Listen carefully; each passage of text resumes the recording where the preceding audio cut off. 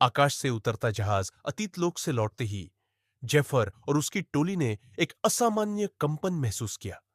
आकाश फट रहा था और उसी फटी दरार से एक जहाज उतर रहा था। काला जहाज, वही जहाज जो कभी समुद्र का राजा था, अब अंतरिक्ष को चीरता हुआ पृथ्वी की ओर बढ़ रहा था। यह कोई जहाज नहीं, यह चेतना है, फिन फुसफुसाया। 3 युगों की कसौटी संयमणि और कालबीज से रास्ता खुला, 3 प्रकाश स्तंभों की ओर जो 3 युगों के द्वार थे। 1 प्रकाश युग, जहां सब कुछ सत्य है पर कठोर। 2 छाया युग, जहां हर चीज भ्रम है पर सच्चाई वहीं छिपी है। 3 परिवर्तन युग, जहां विकल्प अनगिनत है और हर कदम भविष्य बदल सकता है। इन 3 युगों से गुजरे बिना हम काले जहाज की आत्मा को नहीं समझ सकते, तौफीक ने कहा। प्रकाश युग, उजाले की परीक्षा पहला द्वार उन्हें ले गया एक चमकते संसार में, जहां सब कुछ पारदर्शी था, मन भी। जेफर को अपनी तमाम इच्छाओं को सामने लाकर चुनना पड़ा, सत्य बनकर जीना या स्वप्न बनकर राज करना।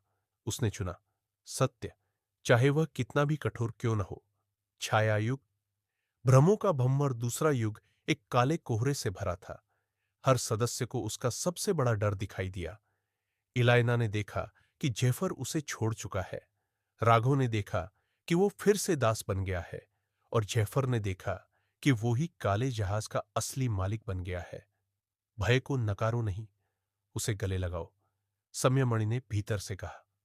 परिवर्तन युग, चुनाव की शक्ति तीसरे युग में सब कुछ तरल था, घटनाएं, रिश्ते, यहां तक कि समय भी।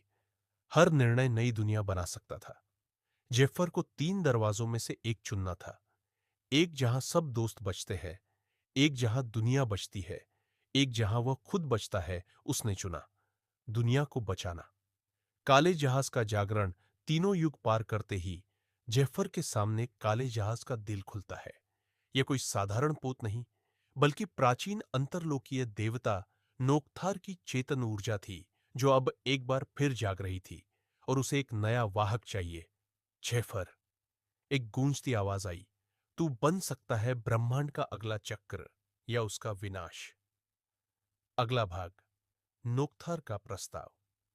जहां जेफर को मिलेगा वह प्रस्ताव जो ब्रह्मांड को पुनर्जीवित या समाप्त कर सकता है, और सामने होगा मार्कस प्लेड, अब नोकथार का प्रतिनिधि बन चुका, अमर और अजय। इसका अगला भाग सुनने के लिए सब्सक्राइब करें हमारे चैनल को। फिल्म की दुनिया को सब्सक्राइब करें, वीडियो को लाइक करें और घंटी जरूर दबाएं, ताकि अगली कहानी सबसे पहले आप तक पहुंचे।